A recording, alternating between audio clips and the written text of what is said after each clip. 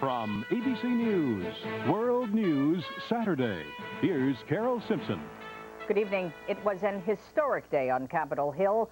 After hours of unusually emotional debate, both houses voted to give President Bush the authority to use American military might to force Saddam Hussein to withdraw Iraqi troops from Kuwait.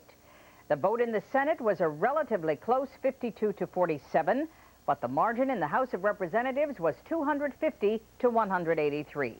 Here's ABC's Jim Wooten. Not since Pearl Harbor had Congress come this close to a formal declaration of war. First in the Senate.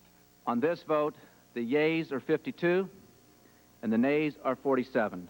And then in the House. The joint resolution is adopted. The President got his authorization to do what he feels is necessary when he thinks appropriate. It was a moment to remember after a grim and somber debate. This is a declaration of war. The hope of peace remains in my heart and the hearts of us all. But this debate is now about war. For God's sake, remember, the choice is not whether we have to go to war, it is whether we have to go to war now. Give us more time. Do we save lives by waiting 6 months or waiting a year?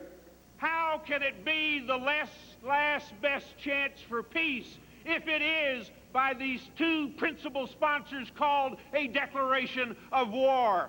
Never, never will I commit by my vote our young people to go to war because of oil. Outside the Capitol, hundreds of demonstrators gathered to protest the inevitable. All but one, that is.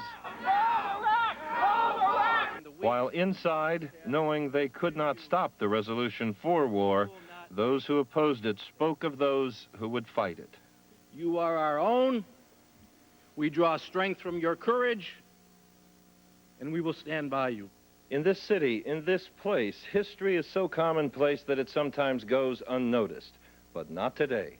Today, the world, in a manner of speaking, was watching the Congress of the United States, and now the world waits to see what this Congress has wrought. Jim Wooten, ABC News, Capitol Hill. Joining us now from Capitol Hill is ABC's Cokie Roberts. Cokie, there are those who say Congress could have taken this vote back in November, December. Why is it that they waited 3 days before the deadline to take the action? A lot of them didn't want to vote at all. They didn't want to have to take responsibility for this policy. They don't know how it's going to turn out, and they didn't want to have congressional fingerprints all over it. But it was clear with the deadline approaching, with everyone knowing that the president was possibly going to use force, that those who say that the Congress has the prerogative of deciding whether or not to go to war, that Congress could never again make that claim as forcefully if it didn't take this vote. So they were basically forced into it. Now, you have covered Congress for many years, and we watched the debate today, the members of Congress, and it was some of the most emotional I've ever seen. A lot of the members said this was the most important vote many of them may ever take. Would you agree with that assessment? No question about it. We heard people just saying in Jim's piece that this is the virtual equivalent of a declaration of war, and no one knew what the politically popular thing to do was here. We don't know how this is going to turn out. And so they really did vote their conscience. They were very serious. There were no cheap shots taken. I've never seen anything quite like it. And the symbolism was very clear. The vice president came, even though there was no chance of a tie, only 99 senators are here, sat in the chair through the last few hours of debate. The speaker came down out of the speaker's chair into the well and said, I speak to you as a member, not as a speaker. Vote your conscience. It was quite impressive. All right, Cokie Roberts, thank you very much. No one watched today's debate more closely than President Bush, and he was clearly pleased at its outcome. ABC's Ann Compton is at the White House. President Bush abruptly flew all the way back from Camp David just to publicly thank Congress for its vote of support in what he called a critical moment in history. This action by the Congress unmistakably demonstrates the United States commitment to the international demand for a complete and unconditional withdrawal of Iraq from Kuwait. This clear expression of the Congress represents the last best chance for peace.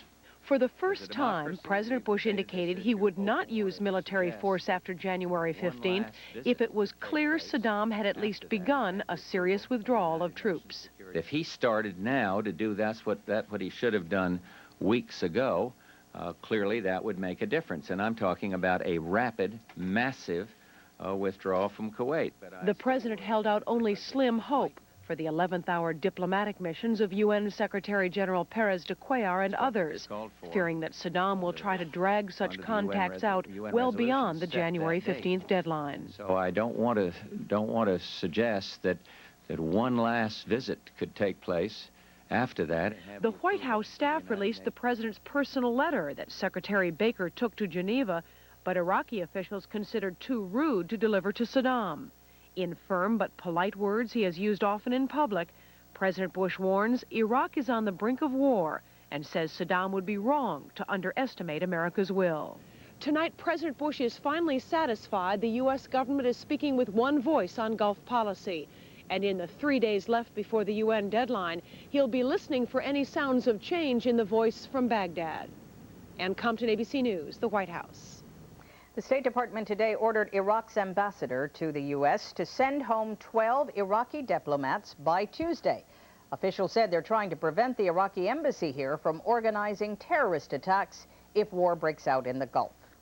When we come back, the UN Secretary General's last-ditch effort to find a peaceful solution to the confrontation in the Gulf. World News Saturday, brought to you by Subaru. And its allies now poised for the war in the Persian Gulf. The United Nations Secretary General Javier Pérez de Cuéllar flew to Baghdad today. The purpose of his 11th hour mission to bring about a diplomatic solution to the crisis that will get Iraq out of Kuwait and allow Saddam Hussein to save face. The story from ABC's Gary Shepard. Pérez de Cuéllar arrived here tonight to begin the final diplomatic effort aimed at averting war. He was welcomed by Iraq's Foreign Minister, Tariq Aziz, as well as the brother of President Saddam Hussein. De Cuéllar said his one and only purpose in coming is to find a peaceful solution to the Gulf crisis. It's always pretentious to say, well, I am the last chance. But I think it is important that I am here. As he left the airport, de Cuéllar said he was not bringing with him any specific peace plan. He did not know when he'd be meeting with Saddam Hussein and had no idea how long he would be here.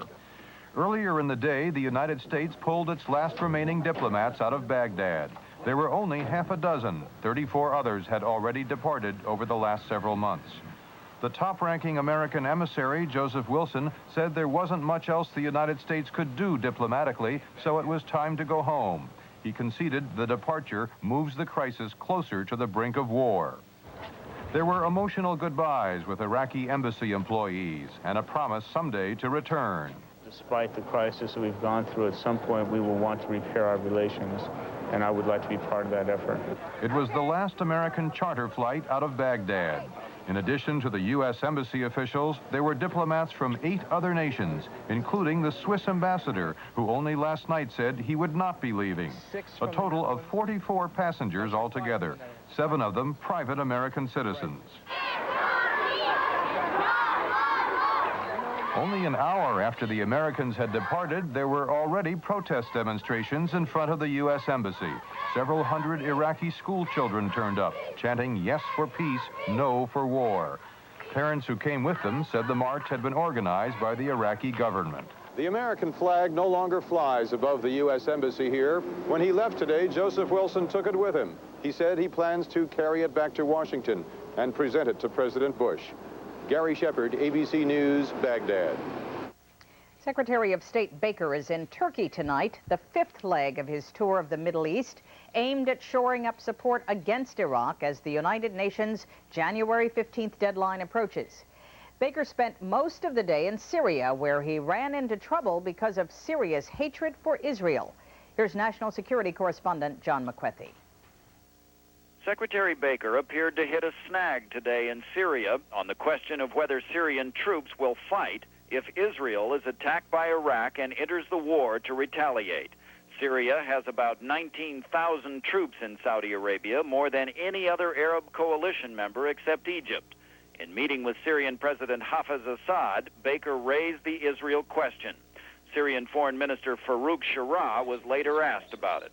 We in Syria cannot accept an Israeli intervention in this crisis.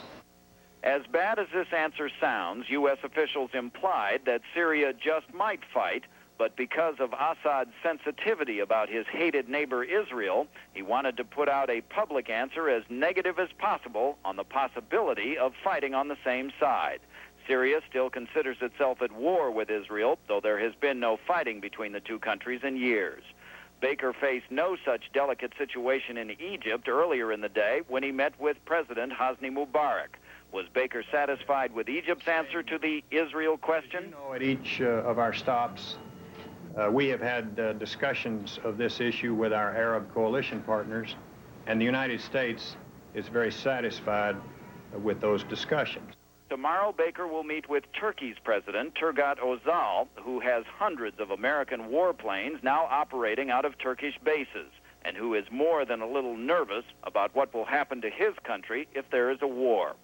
John McWethy, ABC News, Adana, Turkey. The President of Turkey and Defense Secretary Dick Cheney will be among the guests tomorrow on This Week with David Brinkley. When we come back, the confrontation in Lithuania.